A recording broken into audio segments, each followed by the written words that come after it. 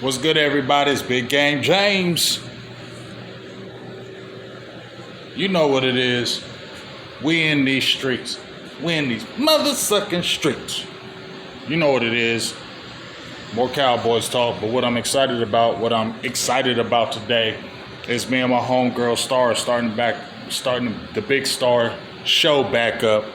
I'm excited about that. Miss my homegirl. We had good talks, and I just miss my homegirl, so I'm really glad we're starting the show back up. It's been some months since we did it, so we're going to leave no stone unturned today. We're going to talk about the free agents that came over, the trades, the draft, everything. We're getting that started back up, so make sure you tune in tonight. I believe it's going to be 8 p.m. Eastern Standard Time, 7 p.m. Central. So make sure you tune in for the Big Star Show tonight, because I'm excited to get that back popping. But I want to talk about two things today. Two players today. Not two things today, two players today. I want to talk about two players today. And because I want to talk about, yesterday I talked about breakout players. Somebody put in my comments, you picked the obvious choice for Cooper Beebe. You right, it was kind of obvious. Maybe it was kind of lazy. But I like Cooper Beebe, and I just feel like he's going to be a great foundation of what's going to happen with that front line. And he's just going to be a dog, and you got an all-pro coming at you very soon. But I got two other players that are in my head, one from a trade and one from a draft, that I feel like are going to make some good impact. One person a lot of people are down on, they trashed him when Dallas picked him up, but I think he's going to be a sneaky pick for the Cowboys. So that first player is Kenneth Murray, linebacker that came over from the Titans, was over with the Chargers. Now, a lot of people were hating on this in them Twitter streets, and you know what? When I watched Kenneth Murray, I remember when he was with the Chargers and the Cowboys played him. I think it was Michael Parsons' rookie year, and I had liked Murray when he was coming out of Oklahoma, but I kept on saying, man, he got all that ability, but he just don't be putting it together. And that's when I was like, I wonder what he would look like in free agency, but that was just in my head. But the dude is a supreme athlete, right? I think the biggest problem with Kenneth Murray is his instincts. He's not an instinctual linebacker. He tends to overrun plays. Even when they use him, he's a good pass rushing linebacker, as he had 3.5 sacks. I think it was a career high this year. But I think the biggest thing with him, his instincts. He tends to overrun, tends to not stack correctly, misreads the hole. When he misreads a hole, gets pushed out, gains are being made 5-6 yards. When he's making the tackle, it's kind of not like a Jalen Smith, but you're making the tackles, you're getting a lot of tackles, but they're after the line of scrimmage. So the tackles, you might have had a career high tackles in Tennessee, but it was deceiving. But man, when he sees it, he hits it.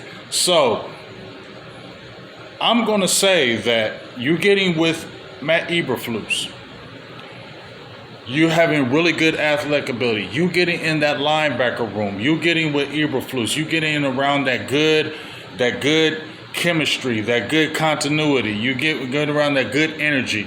I think it's going to bring out the best out of Kenneth Murray, and you're going to see a good Kenneth Murray. I don't even know if you're going to see career high in tackles and things like that, but I think you're going to see a really good, disciplined Kenneth Murray, and that's what the Cowboys are going to need. A guy who's disciplined, a guy who can wear the green dot, a guy who can be the quarterback of the defense, because that's what he said he wanted to be. He said, I want to be the quarterback of the defense. I want to wear the green dot. So he's already saying, I want to be that guy. I think with Eberflus being that guy as far as what he can really do with them linebackers, I think that really is advantageous for Murray, and I really believe it's going to bring out the best of Murray. And I think a lot of people who were down on this pickup and this trade, I think it's really going to surprise some people, and he's going to surprise people, because I feel like the coaching is going to bring the best out of him. His surroundings are going to bring the best out of him, and I believe they're going to win some games too.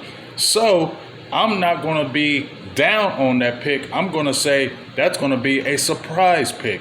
A lot of people were down on that Kenneth Murray, but I think he's going to be a surprise this year. So as I was saying, man, I think Kenneth Murray is going to be a sneaky pick, man.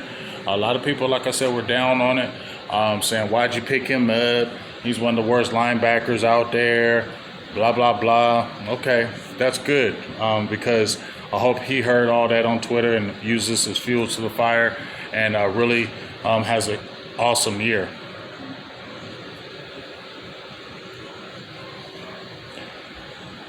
My next guy, I don't know if you can hear somebody's calling me, but my next guy is going to be Donovan Arzaku, my rookie. So my trade, Kenneth Murray, he's going to be a sneaky pickup this year, sneaky trade pickup. I just feel like he's going to. So prove me right, Kenneth, prove me right. And then on the flip side of that, the rookie, I feel like obviously Tyler Booker. I think he's going to hit the ground running. I think he's going to be a dog, but I think he might have a little bit of hiccups just because of the foot speed. I've seen him when he does some pulls. Not athletic right there when they do pulls. So he might have some struggles right there. But I still feel like he's going to have a good rookie year. But that Donovan Arzaku, the more I keep watching him, and I remember when they picked him up and I was like, what? Because I didn't really know nothing about him all like that. Then I really just watched him, studied him. And the thing I love about him is, which I think he's going to make an impact. I think he might be that guy that could get like 5 sacks this year on the situational plays. Just because he reminds me of like Randy Gregory, but with a dude with his head on his shoulders. A dude that's motivated. Now, let's get him signed because I've seen a lot of these Cowboys rookies that are signed and he's not. So get up in that building and get signed so you can get out there. We don't need you sitting out and taking a long time. But I already said that defensive line room, and I forgot to mention Peyton Turner, but that defensive end room is going to be real competitive. And I said that's one of the biggest battles I want to watch in training camp. And I said Sam Williams is the key, right? Because he's playing in a contract year. He doesn't have any more sponsors. He wants to get a new contract, so he's got to hit the ground running for real, or this might be his time out.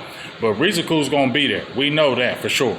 He's got sponsors, so we know he's going to be there. So Fowler comes over with 10.5 sacks. He's probably going to get first dibs because he's a veteran and he played with the Cowboys. But that Arizaku, I don't know if I'm saying, hopefully I'm saying it right because I heard it enough. But man, that dude, like I said, he's already got a tool belt.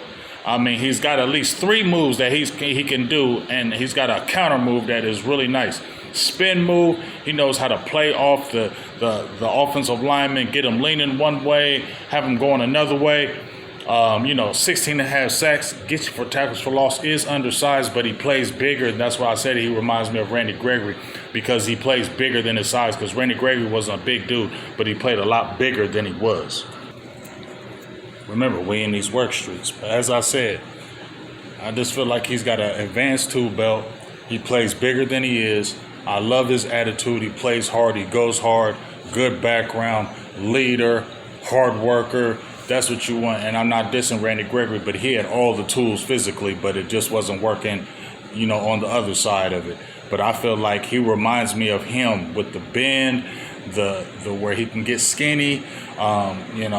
I think he had more moves than Randy Gregory coming out, because he was more of a speed pass rusher. So he has all those traits, and he's on top of it right here.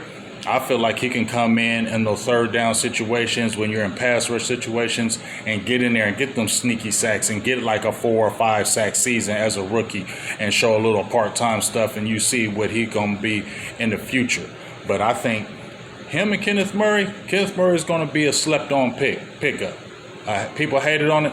In my opinion, he's going to be a slept-on pickup. And Arizaku is going to push a lot of people, and because of that, he's going to make them edges better, because he's going to push people, and he's going to come in and get them sneaky sacks. And a lot of people are going to be talking about him. Our people are already talking about him. Let's not say they're not. But I think a lot of people are really going to be talking about him really, really soon, because of what he's going to bring to the table in his first year. So those are my two picks. Make sure you check out the Big Star Show tonight. It's going to be fire. Excited for it. Bring it back. Can't wait to do that again. And let's get it, man. You know what it is. Big Game James. We stay in these streets. We is the streets. Peace. I'm out.